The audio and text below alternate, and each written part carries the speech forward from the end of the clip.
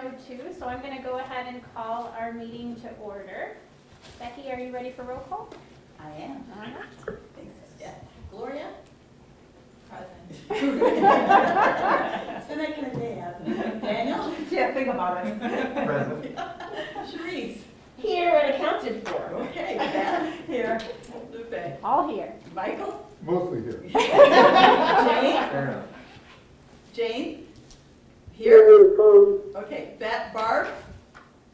Here. Okay. Welcome, everybody.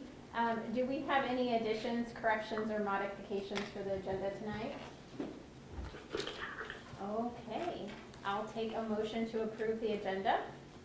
Move to approve the agenda. Thanks, Therese. Thanks, Michael. All those in favor, please say aye. Aye. Opposed, same sign. All right, we have an approved agenda for tonight. Do we have any public comment? Okay, we will move right along tonight. We have Lily here to present on the Imagine Urbana outreach summary. Okay, so I think I'm going to try to talk as loud as I can for the camera right here, but this is,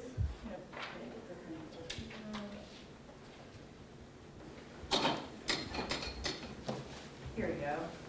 So I'm Lily Wilcox. I am a planner with the City of Urbana, and I'm working with another person, Andrea Rudy, on the comprehensive planning process. Andrea couldn't be here tonight. She would have loved to be here tonight. Trust me, underline that, I love to be here. But she's actually dealing with a family emergency. So I'm going to run through a little bit of the engagement process, which is really the heart and the meat of the results of our community engagement outreach effort in 2021. And then kind of go through the actual results, the analysis that went through that a little bit, and some of the next steps. I heard that you're all thinking about strategic planning right now, and so I hope it was really timely, because it was really, for us, the process was really rewarding in that.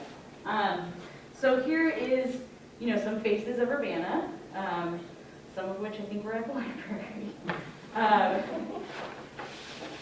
And as you can see here with the report, it was really brief. It was in the meeting packet. It really starts with just a reminder of what the role of a comprehensive plan is. We got that a lot in our pre-planning exercises and talking to the community. What is a comprehensive plan? How will I hear about this? How will it really affect me? And so the beginning of that document, we go over a couple of things, but really the comprehensive plan is a long-range policy document, and it's about pointing the city in a direction that reflects the needs and strengths for information that was collected through the engagement, what kind of staff see as best practices, and reflecting the community process of what people really identified as the direction for that long-term vision. Then we really get into the process of collecting the input, and that was kind of the most important process for last year. It was an iterative process. It really included a lot of experimentation and adapting to really community groups' needs. And it also had to adapt a lot to the changing COVID-19 conditions. It was a good time for experimentation. So that extensive and iterative process was really contained for the most part in 2021. The experimentation was really also about building relationships. The City of Urbana, we have certain community ties that we really rely on for getting information out, but a lot of those community ties can be a little bit dated and difficult to use, and there's been a lot of kind of turnover in neighborhood groups and community groups, and people are still organizing and expressing information and doing a lot of things in the community, but they're maybe not doing it in the ways that the City of Urbana traditionally have engaged with people. So we really needed to change what we were doing, not just due to the COVID-19, but also just for maintenance of how we communicate with others. So we started in mid-2020. City Council had a couple of presentations about the timeline of the comprehensive plan. And staff immediately started working out the details for branding, which was important. We really wanted to be open and exciting and kind of not necessarily associate ourselves with the traditional colors and things of, parking tickets of Urbana.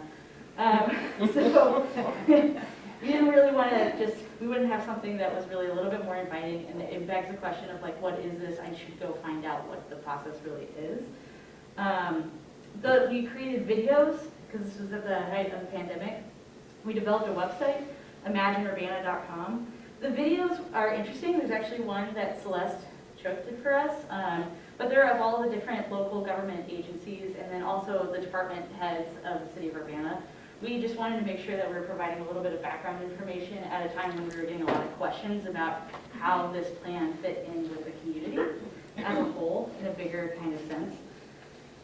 We also made some videos of people of Urbana, who work in Urbana, who just shop in Urbana, who bike in Urbana, just people of Urbana, and how the comprehensive plan, how it interacts with them, why it's important to engage, and also kind of what they're excited for and what some of the next steps are.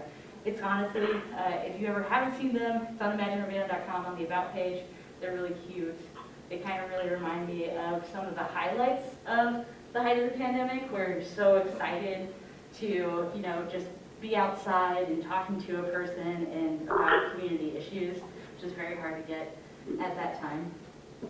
So I highly recommend if you haven't seen them. And then in late 2020 and early 2021, we met with a lot of community partners over Zoom, and due to in-person COVID restrictions, we had to plan out those summer 2021 events, knowing that the events may or may not be held. And we received a lot of enthusiastic support from numerous community groups.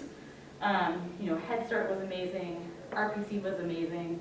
A lot of community groups were really amazing. We had church groups who really came through and invited us into their space. But I just wanted to take, because we're here today at the library staff was amazing. There's just a lot of the programming side of working with the community in Urbana that the city of Urbana doesn't usually do. As staff, and this library does do a lot of that programming, and for them to just open up that programming aspect with us and let us come in and explain what the process is to residents, explain to the processes to people who come to our downtown for entertainment and for library programming, and just really let us have space in that realm was a huge gift. And they really got creative. Shout out to Lauren Chambers and Celeste. They really got creative in how to invite us into the library programming during the pandemic. So really, a lot of different people who made this as successful as it could have been. So during that time, we also developed an SMS texting survey. We knew that there's still a digital divide, but it really has much more to do with laptop access and reliable internet. So we tried to make sure that we had a survey that you didn't need a smartphone for. It was accessible from any cell phone. And we also worked with Lori Yen as well to make sure that we had English, French, Spanish, and Chinese languages in there. And then we found a startup company in Colorado who was able to and willing to design the prototype for the software at a really minimal cost. And the company planned to market it to communities across the country. And you can see right here, there's an SMS survey that's listed on here. That's the texting survey, phone survey. There's also in-person web, website, the web map, and idea wall. All of those three were also on at imagineurbana.com. We really directed a lot of people to the website when we were at events in general. But we were there for taking surveys in person. After launching the website in 2021, we worked to involve other voices in the process. This part of the engagement, I just really can't stress enough. We started working with the University of Illinois' Urban and Regional Planning Department class. In particular, we have a Plan Commission Chair and Professor Dustin Allred, who really took it upon to get students involved, engaged, and then they were able to do creative placemaking and engagement activities and come up with that after working with us and what our needs were. As soon as we launched the website, we noticed we kind of had a problem. We were getting one particular neighborhood's input, and there are 13, roughly speaking, being very conservative about that, 13 neighborhoods in Urbana. And that's not including the areas, just some of the largest population centers just on the outskirts of Urbana. So we saw that problem, and Dustin Allred and the U of I class, they worked really hard in tackling some of that. We had neighborhood Zoom calls, we had hybrid meetings with Housing Authority in their youth build group. We talked on radio shows. We put up flyers in grocery stores and businesses for interviews in Spanish and for second and third shift workers. As soon as vaccines started to become much more common and they started rolling out, we were at the indoor farmers market frequently. We were at Salt and Light. We were at the Urbana Free Library, and I think the first event was the book sale, the spring book sale. And so, thank you so much. We were at a ton of events that spring. Over the summer, we had 2 interns. They really helped us also keep that experimentation. We had senior centers. Seniors were not really being heard on the website as well, so we were going into senior centers as safely as we could to have those open discussions, and then the interns and we would try to like capture as many of the ideas as we could from the seniors. They were really appreciative of giving their ideas. We had an Urbana-wide bingo. People were going outside frequently that summer. And that was, so you could do it with your family, your COVID bubble, to go out and see the community in different parts of Urbana. We had all sorts of different, you couldn't really get a bingo without seeing some of the really harder to find places. So you could see some of the, check off some boxes that a lot of people would, but you have to also kind of get outside of a lot of people's comfort zone for getting a couple of the harder reach squares. So that was a lot of fun. We got some really good pictures from people who would then send it in when they got a bingo. We were at park events, school district registration, we were at immigration services events for CU Public Health District. We had those same flyers. We went to Downtown Get Down, we went to outdoor movies with the Urbana Free Library, and a whole lot more. And despite all of this energy, we started to see that numerous parts of Urbana just really weren't being represented super well in our data set.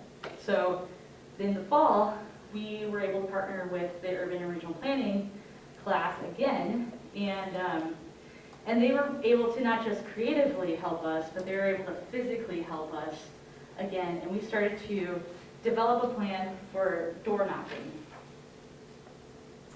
It's a little bit of 2024. And in this map, you can see where in Urbana we have a lot of physical location events. Now, what this map doesn't show you is all of the Zoom meetings that represent a physical location. Those were, I think there were 24 neighborhood meetings, but those were all over. But these are physical places that we really were for some amount of time. Maybe it was a block party, a neighborhood party, it was a park event. There were 12 in downtown, that's what the numbers signified. And these small colored areas, those areas, every door was knocked down.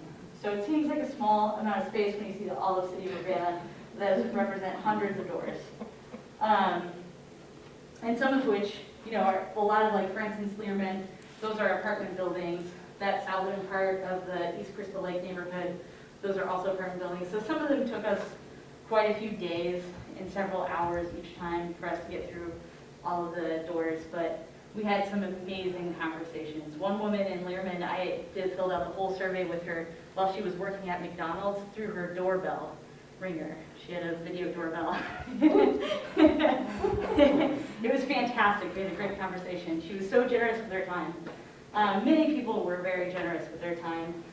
King Park was a neighborhood where many students would be invited into the home to have a long conversation about City of Urbana and how their concerns and there were also strengths and things that they loved.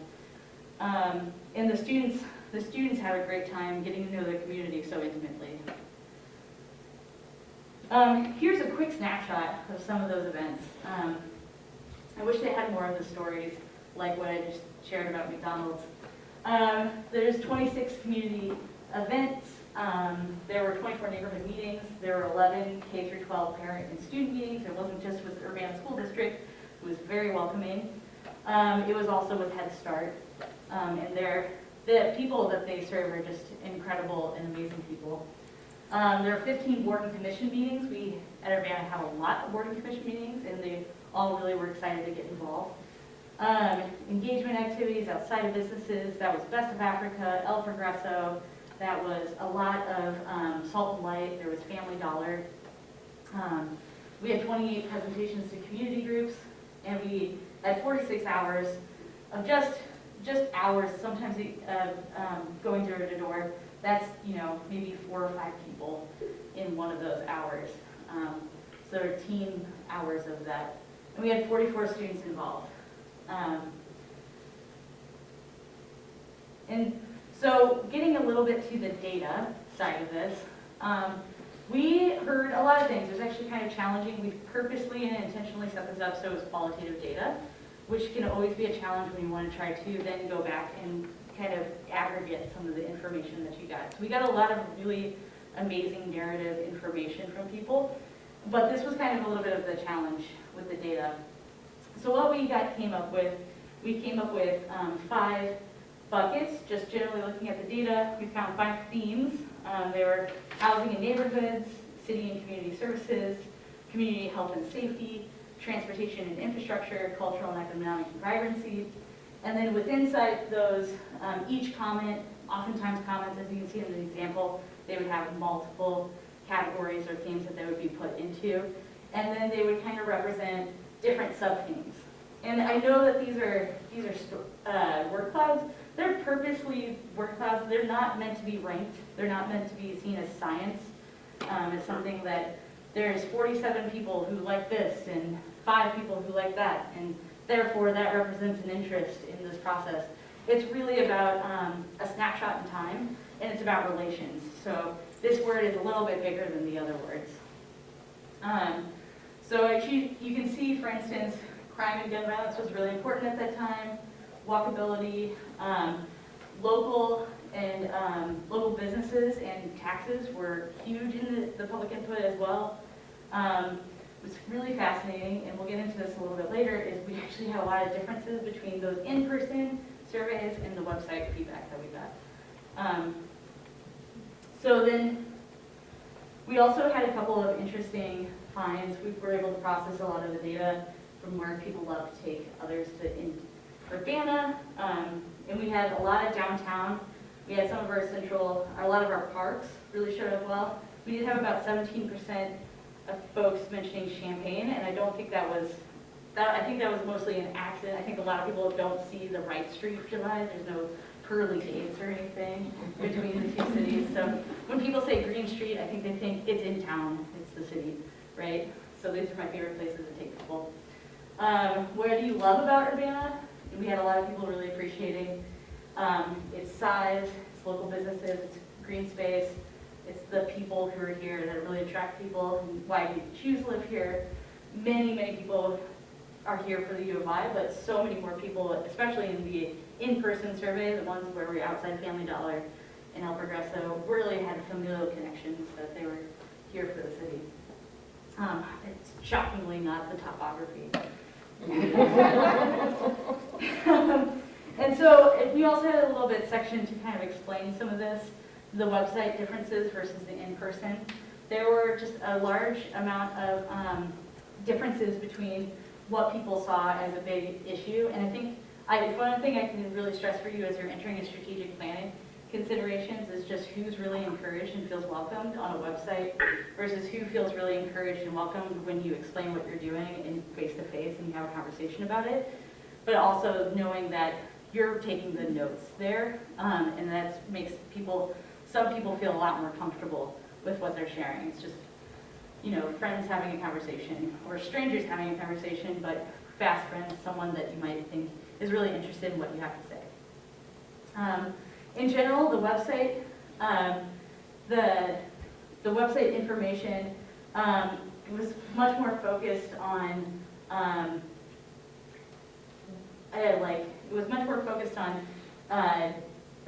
things like, crime and gun violence, food access, white flight and inequities in the school system. But in the in-person studies, you saw a lot more focus on economic development, opportunities and jobs, youth activities. So there's just a really big difference between when we were knocking in areas where we weren't usually or traditionally getting a lot of feedback. We did see a lot of folks say, seemed like they were very unfamiliar with this process or what a comprehensive plan was when we were talking in person in the areas that weren't getting a lot of representation. And I think on the website, we were really attracting a lot of people who saw value in what they were doing already. So that was a really important thing for us to point out why we had to do kind of two different styles of engagement.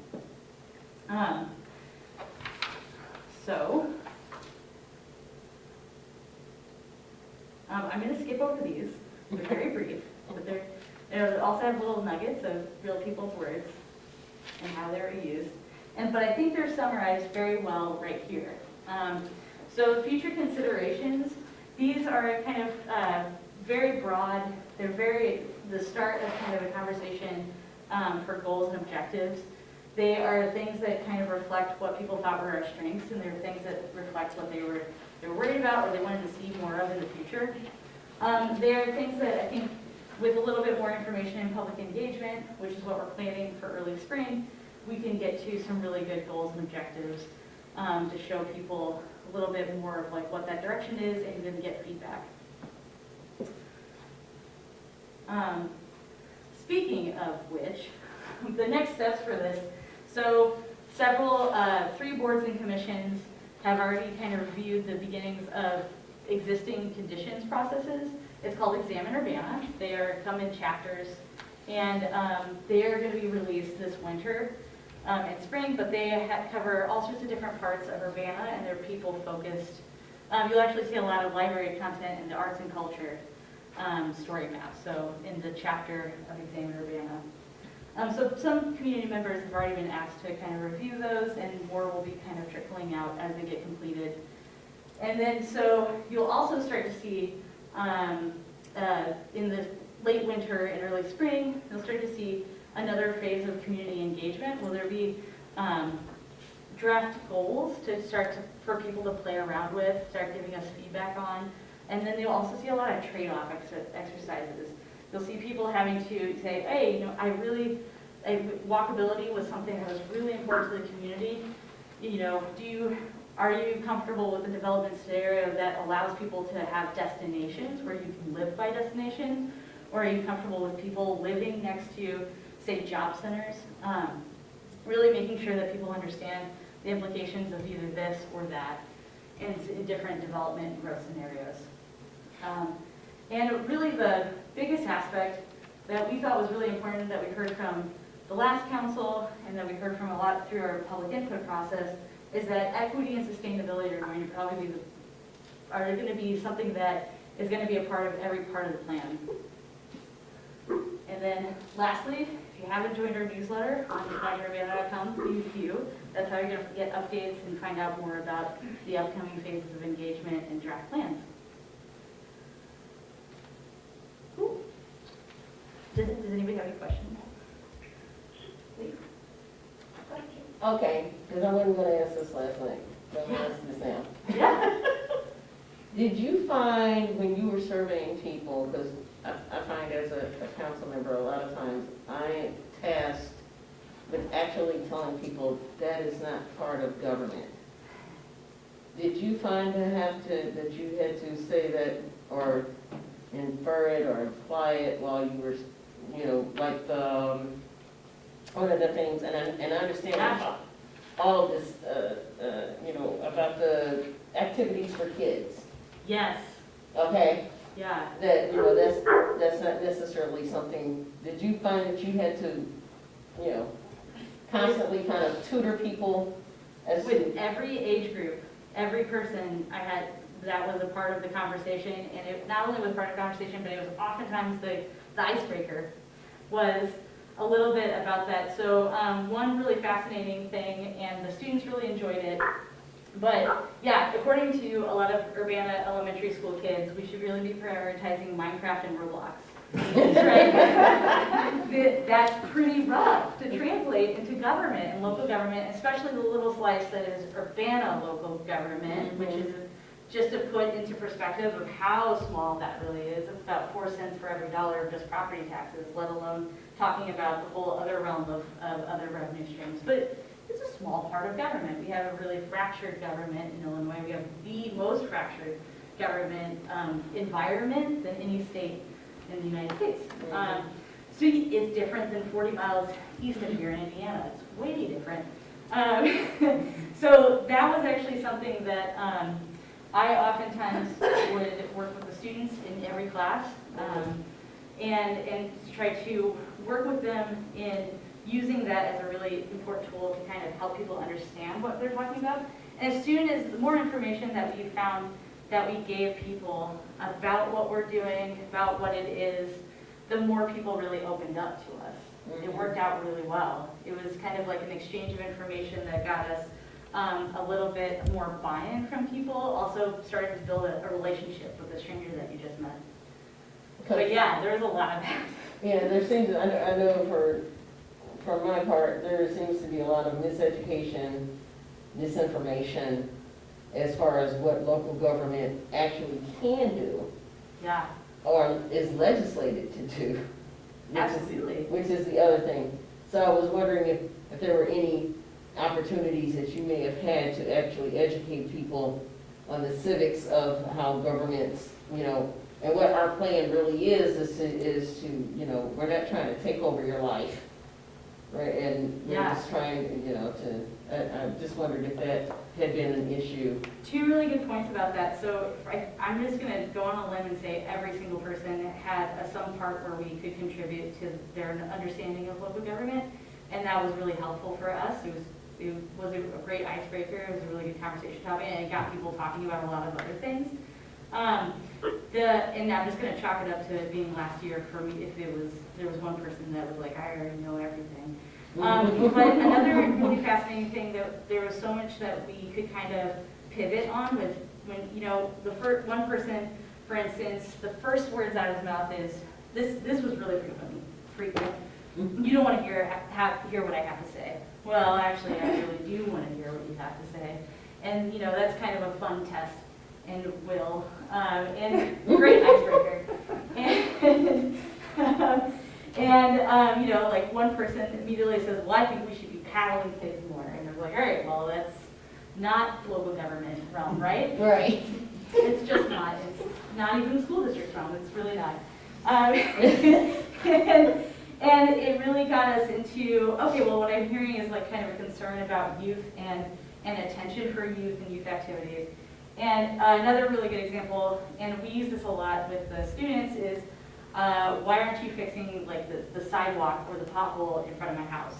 What you're really hearing is a concern about transparency, how does infrastructure get prioritized? Why isn't it being prioritized right here?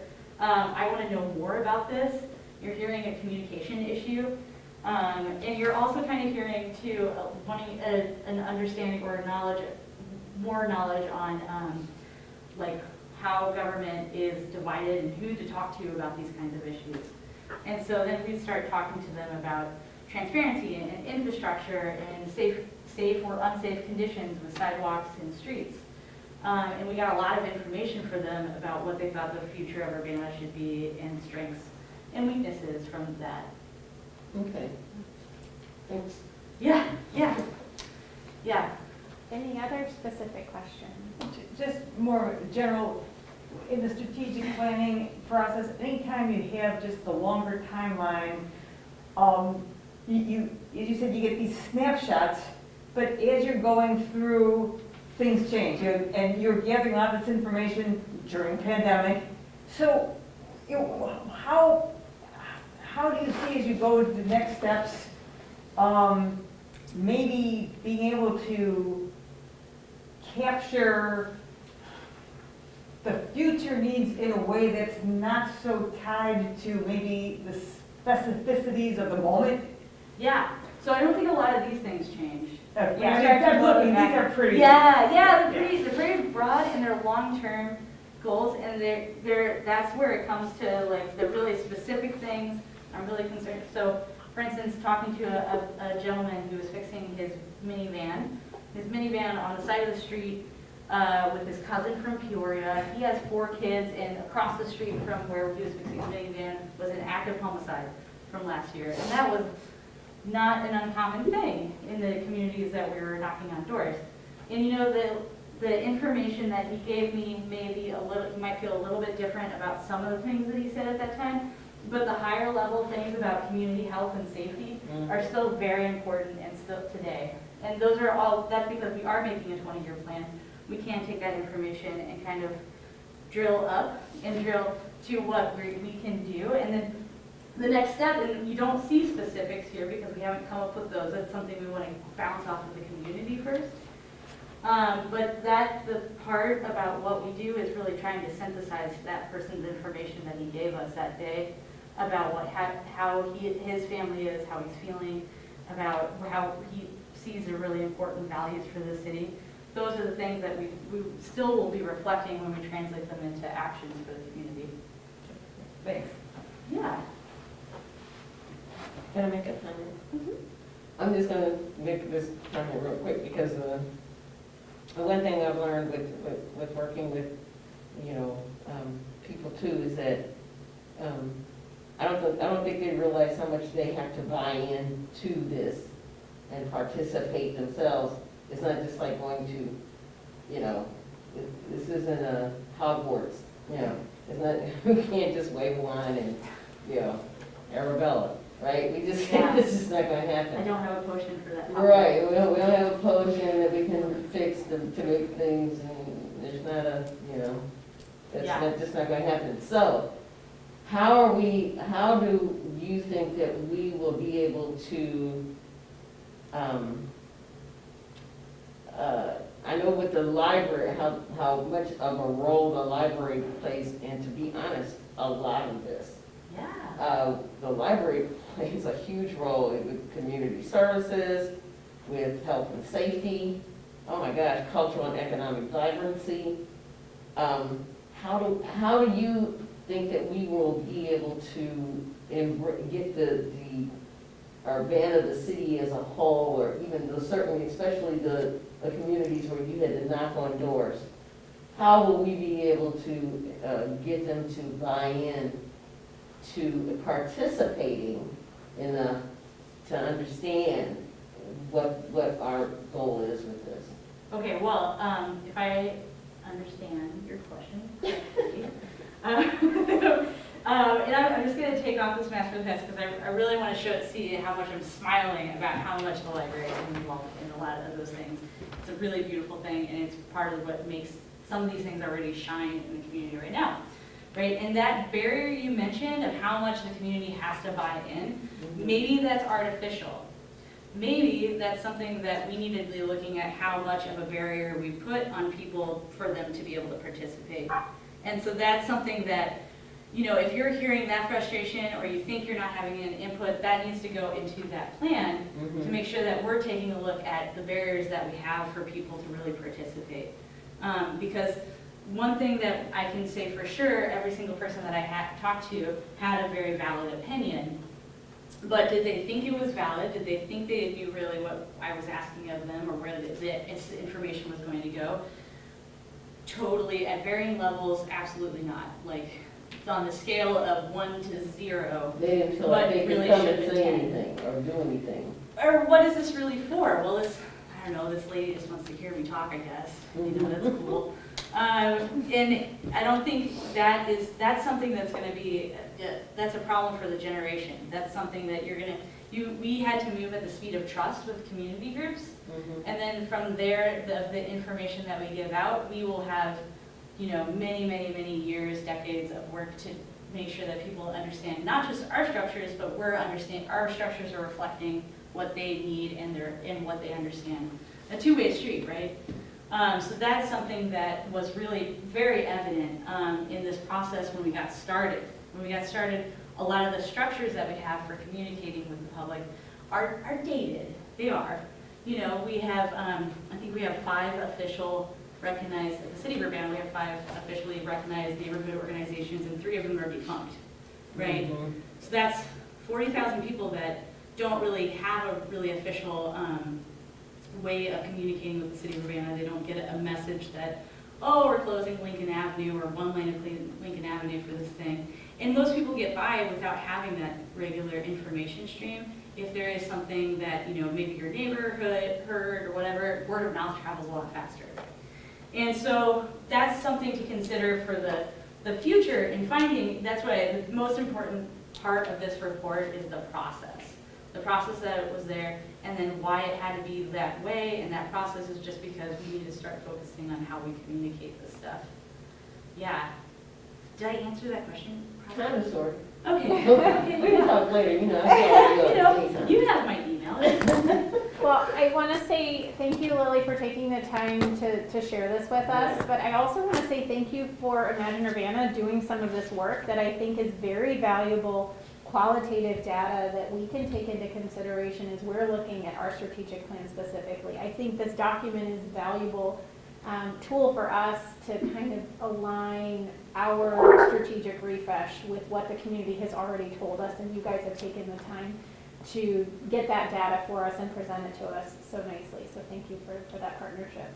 Thank you, and it's going to be posted online very soon, but also there's going to be appendices too of anonymized data. So, you know, there's a lot of ways you could slice and dice qualitative data, and so if you ever wanted to use that, another thing that we heard a lot of was, I took a survey last year. Don't you have my information? Well, you probably took a survey for the school district, or maybe another department at the city of Urbana, or honestly at the city of Urbana, it could have been another division.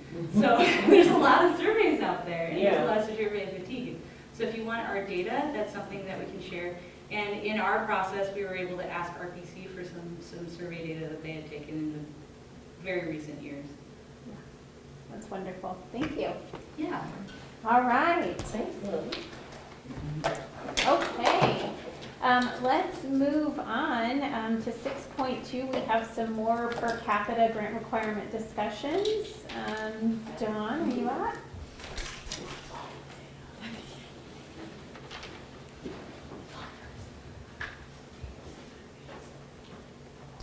All right, so my chapter is on personnel. It's one of my areas of responsibility is HR. So I'm just going to briefly go over the bullets, which were taken from the standards, the checklist at the end of the chapter, and I'll briefly address a couple of them. So glad to be able to say that the library meets the state personnel standards for Illinois public libraries. And some of those requirements include having staff handbook and board-approved policies for personnel. So I am starting a refresh or an update of the staff handbook. And so this is, last one was last year, so we're getting into a nice cycle of making sure, as you know, things change all the time. And so we want to keep that staff handbook, which we require all new staff members to read and sign off on, make sure that the information that they're getting is accurate and current. And we also are regularly updating our policies, as you all know, because almost every month there's at least one for your approval and review. Job descriptions, those are also updated on a regular basis. Definitely when we are hiring for that position, we review it. And then we also, as we update job descriptions, look for, okay, we're updating this part, where else in the library's job descriptions does that same change need to be made? So we're very cognizant of that. And of course, the wage chart is updated every year as a result of the budget process. We're also always careful for EOC, ADA compliance. We have a very strong employee onboarding process. And again, we have a checklist that is for staff, for managers, and those are regularly updated. And I must say it's been really nice to have some new managers on staff, including Gretchen. She brought some great ideas for updating how we onboard staff and making it more efficient and engaging. So I'm very grateful for that. We get great support for conference attendance, trainings, and webinars, and Celeste can tell you, I am like, can I go to this? Can I go to this? And always very much supportive of that, and I think that's library-wide. We have, of course, our collection, access to library literature and professional development materials, both online and in print. And we really strive to make you as trustees aware of federal, state, and local statutes and regulations, and we are compliant with state federal laws affecting library operations. So as an example, January 1st of '23, there's going to be an update to Illinois library law related to the Bereavement Act and what employees are entitled to. So next month, you will see for your review and approval an update of our leave policy to get us in compliance with that for January 1st of next year. The standards allow us to have salaries and fringe benefits at up to 70% of total operations budget. So for fiscal '23, we are at 66%, so we are right on track with that. And we are on track to have staff evaluations in early 2023. Any questions I can answer for anyone? Okay. No questions, but congratulations on being named to the HR advisory. Oh, thank council. you. That's very Yeah, cool, I'm and I think excited. that's great recognition of the wonderful work you do. Oh, thank you. Yeah, and I feel very excited to be part of this because HR source, as you know, Celeste, Becky, and I don't have HR training from our undergrad or graduate, so we rely on them very heavily, and they're always wonderful, and I'm glad to be able to contribute back, so thank you. All right, so I will close this. See my changes? No. Do I say my changes? I don't know what changes look like. And I guess I'm up next too, updating architect selection process. So all of our, we had that request for qualifications go out, and we sent them to 12 firms, either local or state or relatively close, that have experience renovating libraries. Unfortunately, only 2 firms responded. So that's a positive and a negative. We had hoped for a little more, and we think that part of that reason there was a lower response rate is possibly because we didn't have a budget attached to it. You know, like, is it worth it for us to respond to this? We're not sure. But the libraries that did respond, the firms that did respond do have experience working with libraries. And so I have put out a call for reference checks for these firms, and I've heard back from 4 out of the 6. And all the reference checks so far have been very positive for both firms.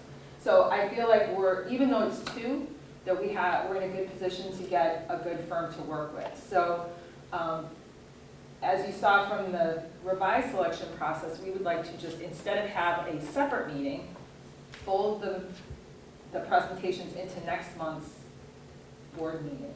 And so therefore it should be 40 to 45 minutes. Maybe, and so we will go ahead and invite them to come and take a tour and see the areas in question before the meeting so that they have ample time to prepare. And hopefully there will be no conflicts. If there are, we will make adjustments, but I'm very hopeful that they're interested enough in working with us that they will make time to be with you all on the 13th. So I feel like we're on track still. Any questions or? Sounds good. It eliminates a need for an extra board meeting if we It can does. do it all in It does. December at a regular meeting, so that's good news. Yeah, sure.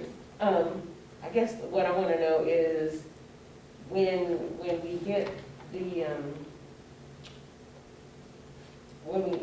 after we interview the architectural firms, they're going to be working with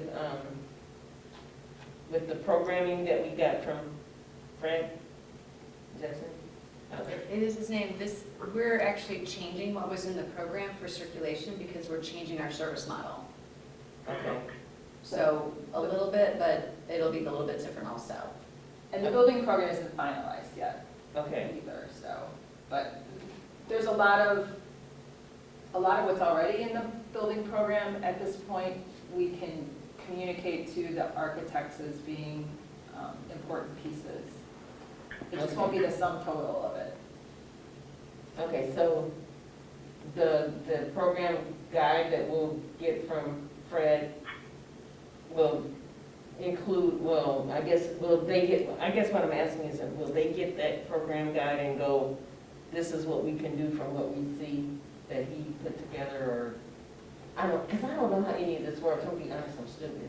You're not stupid. You just don't know. We haven't done this in a bajillion years. Yeah. It's been since '05, really. So that's '02 through '05. So we did the program and got staff feedback over a year ago. And now we have different ideas about how we want to work in circulation. So what we have in writing with Fred is not what we need now. So we are reevaluating that, and that's the new reevaluated workflow. And what we want to see happen is what we're going to share with the architect, that then will fold into the program. Oh, So we're re-looking at that, okay, which is so, partly why you don't have it, because we know we're this close to working with the architect to be able to change it a bit. okay, so the other question I have then is, Did I say that right, Don? is all the stuff that we've been working with him, available for use or to be put in place or any of that, in the future? Or is, you know, how is his programming, how does that work into renovating or reviewing how the library, what library space is, how is that going to collaborate with the architectural firm that's going to do the work eventually? So I think I might be hearing a couple of questions, so, Yeah, you probably are. and so just stop me if I'm wrong. So we're hiring a company to work on 2 projects right now, the AV area, circulation area, and to give us some advice about how to handle some changes we need to make in Megan's room, which is the amphitheater with 17 different, not 17, but a number of different levels of steps, which is all curved and very hard to carpet. So we need some guidance on how to make that easier and more sustainable a space to have. Okay. So we'll work with an architect on these projects. Mhm. And then as we move towards, we will also be working towards finishing a building program to bring to you, which will be comprehensive for the building. Okay. And what we'd like to see in the library spaces. Okay. And then you as a board are gonna decide, do you wanna move ahead and how? And then an architect will be selected for that process, as once fundraising is developed and money is saved and things like that. And there might be, again, things that we can do in the space that we have to, like, low-hanging fruit, things that we can make better immediately, while we think about what would an expansion or whatever else look like. Okay. So it's, I think, gonna be multi-step, multi-tier, Multi-year. multi-year, Yeah, and if I can- multi-million. If I can add and maybe simplify a little bit, the current projects, the architecture projects, or these are short-term projects, we're ready to move on these now. Whereas the building project is still a long-term beyond now. Does that There you make go. sense? Okay. Yeah, you've dumbed it down perfectly for me. Good. And to be clear too, for the board, what will be coming to us in December is we will be looking to approve a rank order and then also authorizing Celeste to then move forward with the contract negotiations and things like that. So we are just kind of helping guide as far as selecting the rank order of the firms. We won't really see anything as far as what's going to happen or anything at this stage. We're just selecting the folks that will be doing the work. So that's what's going to come in front of the board. Okay, okey dokey, artichoke. With hope that there would be a contract for you to approve then in January. Okay. Yes, Gloria? Kind of related to Sharice's vein, would it be possible to share with us a copy of the RFQ that was shared? Sure, it was on the website, we'll get that, we'll send Sorry, it I out. missed that. And part of the board packet next month will be their responses.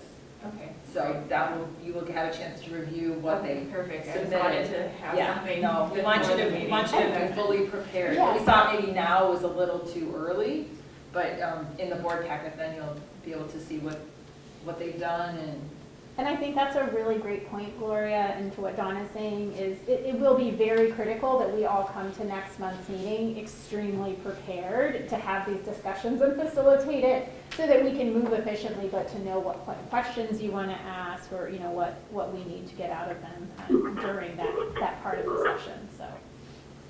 And we will be sending prompts to the 2 firms, like, here is what we would like you to cover in your presentation. So hopefully you're getting, if not apples to apples, then almost apples to apples. So you're hearing some of the same things and not 2 wildly different presentations. But we want to give them maybe 5 prompts to say, this is what we would like for you to address. Okay. Does anyone have any other questions for Dawn on the architect selection process? Okay, so you'll get more information ahead of next month's meeting. All right, we will move on to our consent agenda. Does anyone wish to separate any of the items from the consent agenda? Okay, I will be looking for a motion then to approve the following action items. This is going to include the board meeting minutes of October 11th, 2022, payroll for October 21st, 2022, totaling $114,280.42. Payroll November 4, 2022, $111,240.05. Bills for October 17, 2022, $30,869.92. Bills October 21, 2022, $21,010.78. Bills for October 28, 2022, $16,193.77.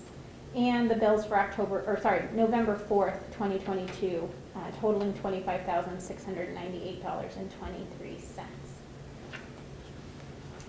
Is there a motion to approve the consent agenda? I move to approve all the items in the consent agenda. Is there a second? I'll second. I second. Thank you. All those in favor, please say aye. Aye. Aye. Any opposed? Okay, the consent agenda has been approved. Thank you. Moving on to our action items, we yet again see an Amarin invoice, this time for $13,622.90. Is there a motion to approve? Okay, I heard Barb first and Jane second. We'll take that. Is there any discussion on this item? Sharice? I just have one question. Because the bill is 13,000 so on. So we paid the previous bill, that this is just the one that they were crossed in the, yeah, I do that too. Okay, just wanted to make sure. Okay, Okay, just crossed in the mail. that's right. Okay, all those in favor of approving that Amarin invoice, please say aye. Aye. Aye. Any opposed? Okay, that is approved. We can move on then to our discussion items. Item 9.1 is our board learning process. So I wanted to just bring us back and reference our Illinois standards, which I think came before us within the last couple of months. But in Chapter 2, one of the requirements is, now I gotta find it again, is that we have a process for our board. So this is Chapter 2 of Governance and Administration. And it says, on an annual basis, each trustee participates in continuing education activity that focuses on libraries, trusteeship, or other issues pertinent to libraries, and reports on this activity to the full board. So we've had a process in the past where we would bring topics to the board in different manners. So what we've decided to do, starting here within the next couple of months, is to hopefully exchange ideas among the board members ourselves, and really kind of engage each of us in our way that we feel comfortable to present some topics, particularly topics that are of interest to each of us as individuals. We are all coming from different sectors with different levels of experience, so really just kind of hitting on a topic that might be of some personal interest that could also be shared among the group. So thankfully, Daniel has volunteered to help us coordinate this effort. And we do have some resources at our disposal that we thought would be a good way to get us started. And those were included in the board packet. Celeste has them that we can share a website here. So the link to this from the American Library Association was shared. And it's on the topic of Library of the Future. And there are some hot button topics that are nicely laid out.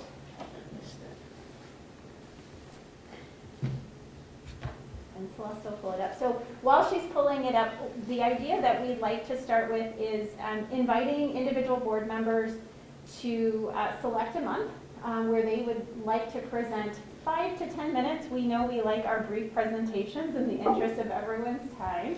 But to present a brief overview on any one of these topics that sounds certainly personally interesting, but also relevant and timely to the work of our board.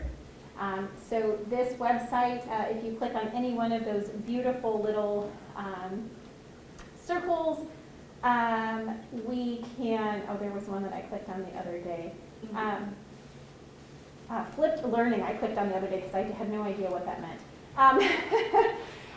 But you can click on a topic, it will give you a nice synopsis of it along with some other notes and resources and references right at your fingertips to kind of dive in as much as you want. So the idea that we had, and I'm open and looking for discussion on how you guys feel about this as an idea, would be to take turns, as you feel comfortable presenting a topic. We'll put them on the agenda for each month. Daniel will help us kind of coordinate who is willing and able to present. 5 to 10 minutes in any format that you're comfortable sharing, just to kind of bring us some new ideas and thoughts for discussion each month. Any discussion or thoughts on that process? You are certainly not limited to the topics that are on this website. It's just a handy reference that points to some things that are easily accessible. We, of course, have our amazing library team as well, so you can also connect with Celeste if you needed a subject matter expert or someone to reference for more information would be an option. Any thoughts or discussion? I like the idea of it because there's a lot of information out there, and all of us have our own individual areas of expertise, not necessarily library background before, so it's daunting to see all the options there and think, well, I need to know about all of these. I need to spend time looking into all of these, so it's a great way to help break it up. Everyone gets a little bit of information and shares that workload.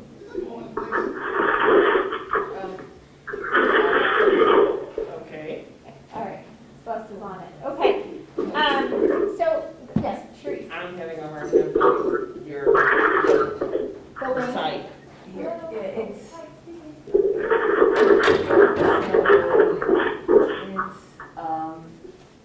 ALA, ALA.org. I'm sorry, I'm slow. And then it's ALA.org/tools, Okay, and then /future/trends. okay, thank you, sorry. No, thanks for grabbing that. So, I think Daniel, since he volunteered and has agreed to go ahead and kick us off, I think we had originally talked about December, but we may need to look January, at how the time is and maybe start in January, knowing that we've got a lot on our plate for the December agenda with the architects. So, we'll probably just plan to start in January. I'm happy to go in February, and then we can kind of trickle down from there. So if anybody wants to volunteer for a month starting around March, we can kind of just keep the ball rolling and reach out to Daniel, or he'll be reaching out, kind of seeing, feeling out interest as we go along.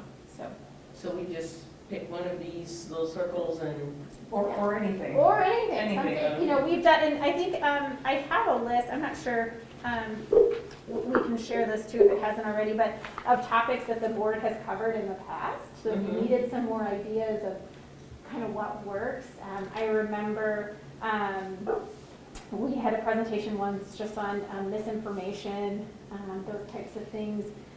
So there's lots of things that we can cover that would be relevant and interesting to library. So if it's not specific on this list, it doesn't mean we can't spend a few minutes talking about it. okay, thank And you.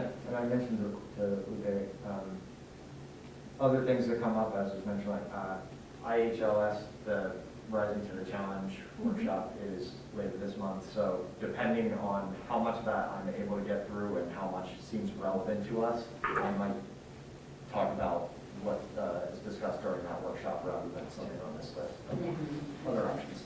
Okay. Yeah, that's a fantastic idea, being able to share knowledge from these other learning opportunities that exist. And if there's something too that we find is a particular interest and we don't have enough information, we always have the opportunity to invite someone to come and share more information with us as well.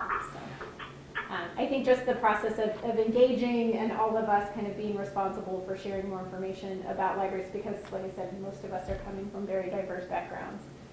It can help us understand our roles and kind of bring some of our expertise to the table as well. So. Okay, thank you everybody, and thank you again to Daniel for helping us coordinate that and move this forward. The next discussion item was kind of our tentative strategic planning process. Celeste, do you have some things to share with us? Yes, so as we saw with Lily talking just a little bit ago, they had a very intense multi-year process as they developed the 20-year comprehensive plan for the city. So if you scale that, we are not going to have as comprehensive a process as they have for a 3-year strategic plan refresh. So what we are looking at is, as a potential ideas are, currently we're in the 3-year plan.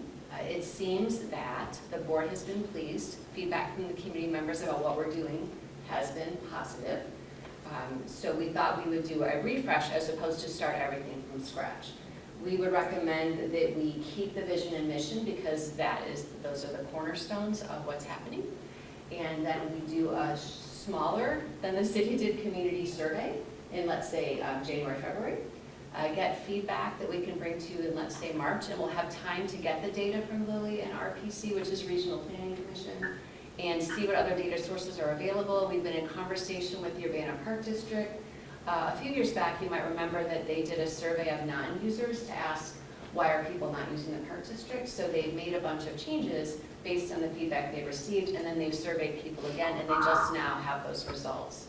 So we're going to talk with them about what they learned and how that will impact potentially what we're doing and how, because it's at the same patron base. So if people aren't, if people, for example, aren't as interested in a 4-month program book, but I should say some community members want things this way, some want it this way, some want it this way. And what we've been trying to do is purchase some of these online tools that help us do market segmentation so we can see some patrons like this, so we can give it to them this way, and some patrons like the newsletters, and what kind of newsletters do you like? And so we've got something called Patron Point that we've been working on implementing, and then there are a couple other things. So looking at census data, who has cards, who doesn't. So we've been doing our work, but in collaborating with our community partners, we can bring you, the board, information as well as survey results. So last time we had a big old survey with 20-some questions. We're thinking smaller, maybe 5, 6, 7, maybe 10 questions, but about the plan and how we're enacting it. So are you seeing us work towards these initiatives? Are you thinking we're doing a good job? How can we do better? And then ask some open-ended questions like, can you tell us about a story about the library and how you use it?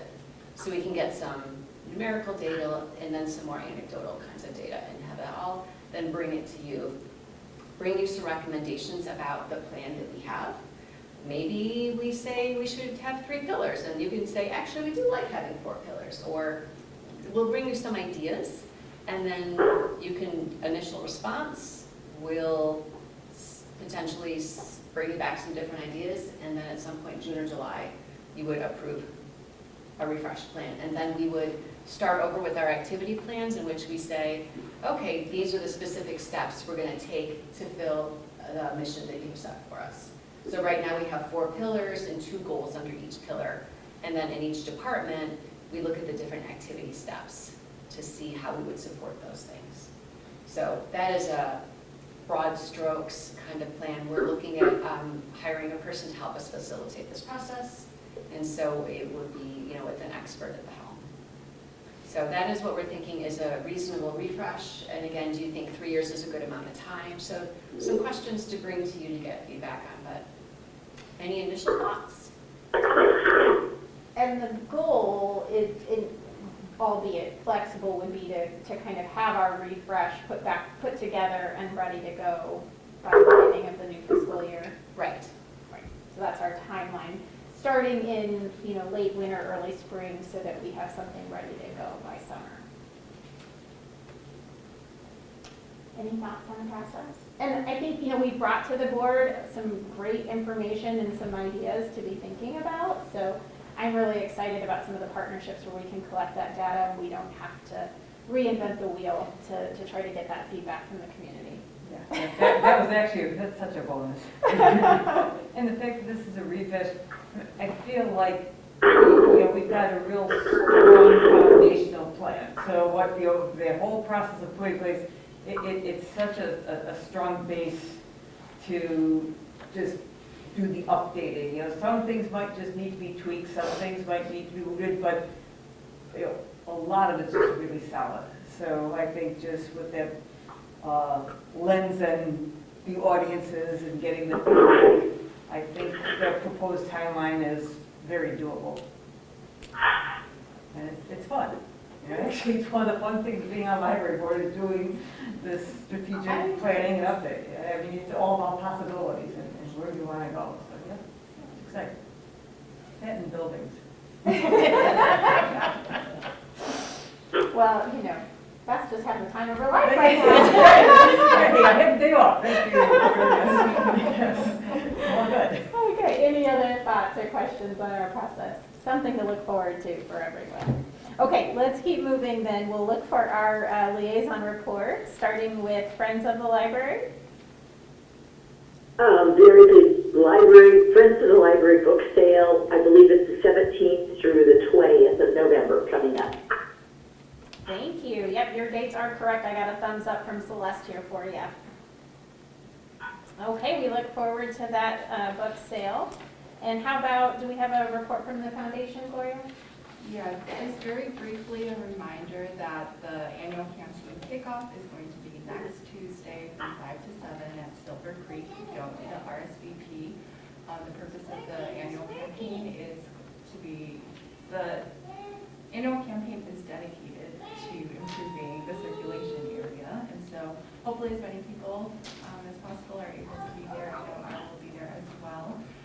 For anyone who is planning to be there or is just interested in general about how to talk about the library, there's actually a really nifty talking points document that will be shared with board members. Okay, great. So check your inboxes for that and keep your eyes peeled in your own mailboxes for donation brochures that will be arriving about a week from now. So even if you can't make it, that doesn't mean you have any missed opportunities.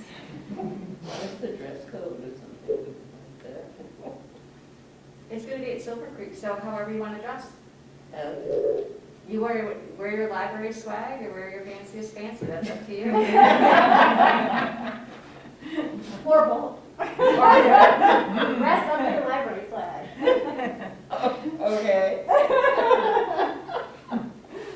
Thank you, Gloria. Yes, I know I have a conflict that night, so I do appreciate anybody that can represent the board and be available.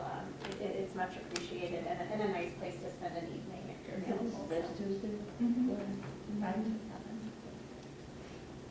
Okay, and then Dawn has volunteered to provide us with updates on an ongoing basis for IHLS. So anything to update us on tonight? Sorry to be the Don Cassidy show tonight. We love it. So Celeste did ask me to watch a Zoom meeting. They have Members Matter, where they, give updates and things to their members. This particular one was talking about the results of their request for information that they put out to companies for installation and use of automated materials handling at the Edwardsville hub. So they are going to be putting together an ad hoc, multi-type working group with the general timeline goal of doing a survey, results, and releasing an RFP, request for proposal, in June of 2023. And they estimate if they go ahead, it would be a year or more after that before the equipment was in the building. So this does have some implications for Urbana, because even though we have RFID, there are over 600 libraries in IHLS, and a very, very small percentage of them have RFID. So to use an automated materials handling machine or system similar to what Champaign has, they have to have it be something everyone can use. So what they're thinking is that they would use an external barcode system. We have internal barcodes. So what that's going to mean for a very large percentage of libraries is having to re-barcode everything that would go through the Edwardsville hub. They made very clear that even libraries that have RFID would need external barcodes. And they are going to do a study to determine cost. They do not intend to burden members with the cost, but they also do not have answers yet of how they would reduce or eliminate costs for members. No decisions have been made about moving ahead, but they did give some reasons, including efficiency and lower error rates and also environmental. I guess they go through 54 miles of receipt paper just at the Edwardsville hub every year. So there are some reasons to consider it for sure. And there also is a hub in Champaign, and a great percentage, I don't know exactly what percentage, I estimate 90+% of our materials go back and forth between Champaign. If we have interlibrary loan and it's in the state of Illinois, it goes through the delivery system, not necessarily to Edwardsville. If it goes out of state, it's in the US mail, something like that. But so we could potentially, instead of re-barcoding everything in our library, just do it on an as-needed basis. Oh, this item has been requested, it's gonna go down this way, we'll put a barcode on as needed. So that could make it a lot more doable, but they're gonna have a website, they're gonna have a specific section of the website. I'll keep monitoring that section for updates. And it's, like they said, if they decide to go ahead, it would be over a year before any equipment would be even there. So we do have time, and they're going to have, I'm sure, a lot of input from a lot of libraries with thoughts. I'm about assuming this. it's a supply chain issue and All that trying too. to Absolutely. get new stuff. Absolutely. So lots of logistics to be figured out, but this is just to let you know that that's out there, and I'll keep you updated if there's any significant updates. Like, yes, they have definitely decided to move ahead. They said over and over that they have not decided. They're still investigating. So it's just something that could impact us. Any questions I can answer? Thanks, Tom, All right, and I'm thanks for done. bringing those updates. And just, Daniel had mentioned this earlier, IHLS Member Day is next Thursday. It is free to register.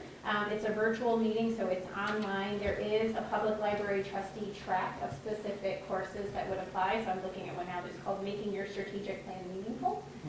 So there are some nice options for that library trustee development.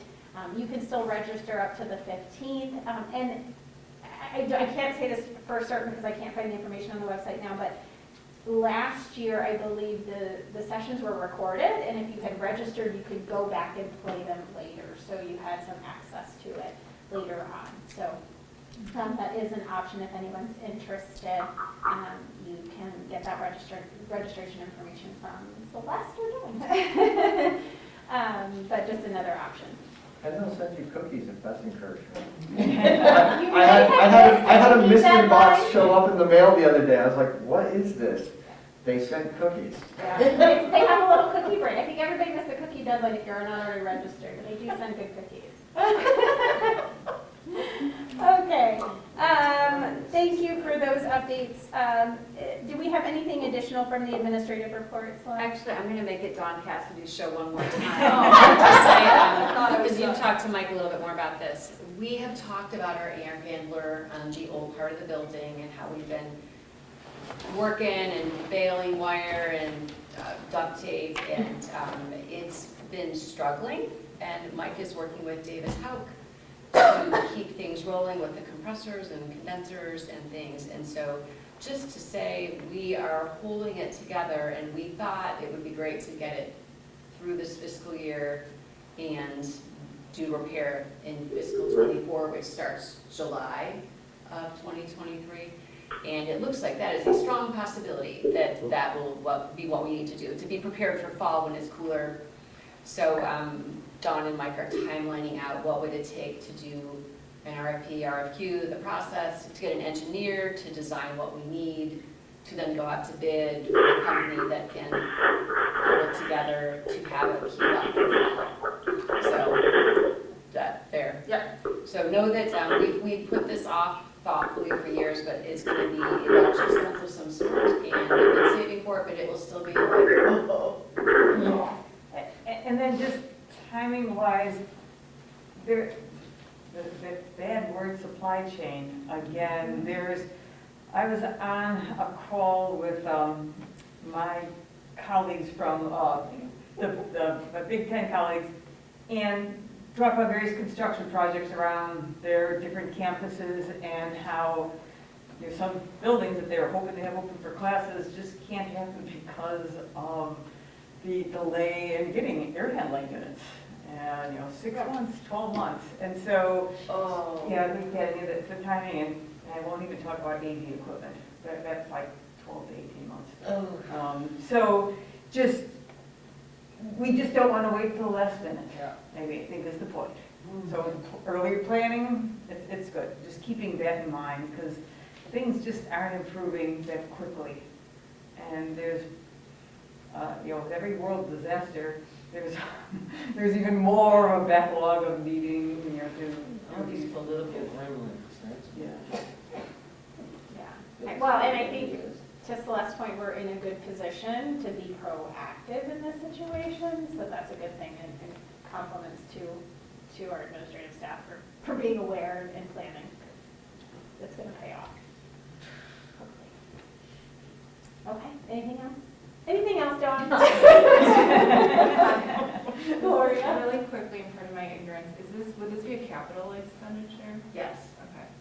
And again, I don't know how this works, but is this something that we could advocate during this legislative session in the spring for any funds to go toward the library? We sure could. Years ago, $50,000 was set aside in an infrastructure bill that was approved, and the money's been doled out by the state, and Senator Bennett put it in for all the libraries in his area. And so, but I don't know that any of us have seen the money yet. We were going to use it for a project like carpeting, because you've seen that we need carpeting, but if we could get it and switch it to this, that would be fine too. But we can certainly talk more later about where to ask and who to talk to. Thank you. Yes, thank you, Gloria. Great point. Okay, anything else? Thank you. Okay, I don't believe we have any board or committee reports tonight. I do not have anything to add as far as a board president report. Do we have any unfinished business? Any new business that anyone wants to bring before the board tonight? All right, I think that brings us to 16.0 adjournment. Do I have a motion to adjourn? Move to adjourn. Thanks, Cherise. Anyone want to second that? Second. Thanks, Daniel. All right, all those in favor of adjourning, please say aye. Aye. All right. We will let that take it. Thank you, everyone, for your participation